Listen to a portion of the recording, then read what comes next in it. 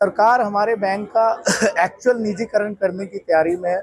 Bank में सरकार और एलआईसी की 94% हिस्सेदारी है, जिसमें से 60% हिस्सेदारी बेचने की तैयारी में सरकार है। हम उसके विरोध में आज यहाँ देशव्यापी 11 अगस्त 2025 को पूरे देश में हड़ताल कर रहे हैं और इस देशव्यापी हड़ताल में 10,000 से ज़्यादा ऑफिसर्स एंड एम्प्लॉयज पार्टिसिपेट कर रहे हैं और हम आज यहाँ अपनी मांगों के समर्थन में इकट्ठा हुए हैं। यही हमारा भी प्रश्न है। हम सरकार से यही पूछना चाहते हैं कि हमारा बैंक जो देश में सबसे ज़्यादा प्रॉफिट कमाने वाले बैंकों में से एक है, हमारे एम्प्लॉयज जो सबसे ज़्यादा मेहनती हैं, जो देश की प्रगति, बैंक की प्रगति के लिए रोज अपना योगदान दे रहे हैं, उस बैंक का सरकार निजीकरण क्यों करना चाहती है? जो ऑर्गेनाइजेशंस लॉसेज में है, सरकार उसका सरकारीकरण कर रही है और जो लाभ में है उसका निजीकरण कर रही है। ये हमारी समझ से भी परे है। देखिए, निजीकरण का असर सिर्फ एम्प्लॉय पे ही नहीं, इस देश की जनता पे भी पड़ने वाला है। हमारी जो ये हड़ताल, हमारा जो ये आंदोलन है, ये देश हित में है। हम सिर्फ अपने हित में ये आंदोलन नहीं कर रहे हैं। अगर देश में सब कुछ बिक जाएगा तो आम जनता के हितों की रक्षा करना मुश्किल होगा। आप देखिए, जो बैंक है, जो भी पब्लिक सेक्टर बैंक है, वो सब जितनी भी गवर्नमेंट स्कीम्स हैं उसमें 90% से ज़्यादा उनका कंट्रीब्यूशन होता है। देश की जनता के हितों के लिए लोन देना, देश की जनता के हितों के लिए काम करना, ये हमारा प्राथमिक उद्देश्य होता है। खासकर आईडीबीआई बैंक की स्थापना 1964 में देश में औद्योगिक क्रांति के लिए की गई थी और तब से लगातार देश के निर्माण, देश में इंफ्रास्ट्रक्चर के विनिर्माण में हमारा महत्वपूर्ण योगदान रहा है। और इस हमारे निजीकरण से देश की आम जनता को भी नुकसान होना है। हमारे जितने कर्मचारी हैं, एम्प्लॉयज़ हैं, ऑफिसर्स हैं, वो सभी एक प्रक्रिया के तहत परीक्षा पास करके, इंटरव्यू देके इस बैंक में ये सोच के साथ आए थे कि उनका भविष्य, उनके परिवार का भविष्य, उनके बच्चों का भविष्य सुरक्षित होगा और वो देश का भविष्य सुनिश्चित करने के लिए काम करेंगे। आज वो हमसे अधिकार छीना जा रहा है। सर, ग्राहक को किस तरह से फर्क पड़ेगा? ग्राहकों को बहुत फर्क पड़ेगा। आप अगर न्यूज देखें, कल की आईसीआईसीआई बैंक ने मिनिमम बैलेंस 50,000 रुपये कर दिए हैं।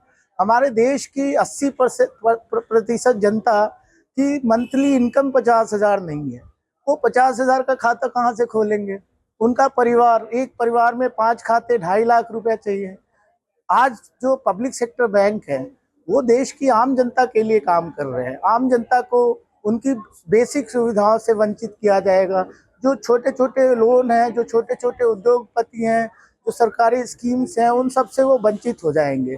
इस तरह से देश के, नेशन के इंटरेस्ट में ये निजीकरण नहीं है और हम इसके का पुरजोर विरोध करते हैं। हम निरंतर अपने प्रयास जारी रखेंगे। स्ट्राइक, एजिटेशन हमारा डेमोक्रेटिक राइट है, इसको हम हर कदम पे यूज़ करेंगे। आगे हमारे सपोर्ट में, सहयोग के लिए पूरा United forum of banking unions, जिसमें 9 लाख अधिकारी और कर्मचारी काम करते हैं, जो इस देश का दूसरा सबसे बड़ा एम्प्लॉयर है, public sector employer, United forum of banking unions comprising 9 lakh officers and employees, वो सब हमारे सपोर्ट में स्ट्राइक पे जाएंगे। हम जनता से जुड़ेंगे, उनको समझाएंगे निजीकरण का क्या उन पे असर होने वाला है।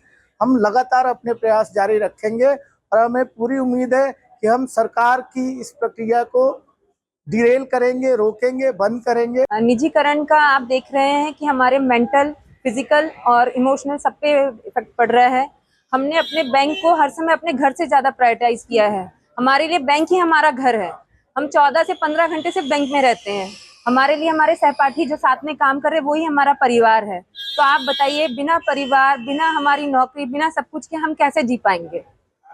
तो सरकार जो फैसला ले रही है, हम तो सिर्फ निवेदन कर सकते हैं उनसे कि आप अपने फैसले को सोचिए, क्योंकि हमारा घर परिवार सब हमारे बैंक से चलता है और हम बैंक के बिना कुछ भी नहीं है। देखिए, मुझे मेरे बैंक में काम करते हुए 17 साल हो गए हैं। मुझे नहीं पता कि मेरी बैंक ने मेरी कौन सी इच्छा पूरी ना की हो। सारी इच्छा मेरी बैंक के बलबूते पे है। तो मुझे ये भी अति विश्वास है कि बैंक अपना ये फैसला जो गवर्नमेंट ने लिया है वो उसको सोचेगी।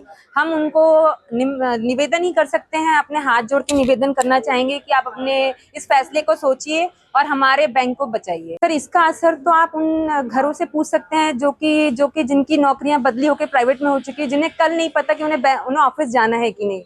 तो हम इस दुविधा में नहीं जाना चाहते सर। हम रोज ऑफिस जाना चाहते हैं, हम अपने घर में जाना चाहते हैं। हमारा बैंक हमारा घर है सर, जिसमें हम अपने फलते फूलते अपने आप को देखना चाहते हैं। हमारे ऊपर कांस्टेंट प्रेशर है सर इस चीज को करने का कि हम अपना 100% दे रहे हैं, उसको खींच कर हमें 200% लेके जाना पड़ेगा।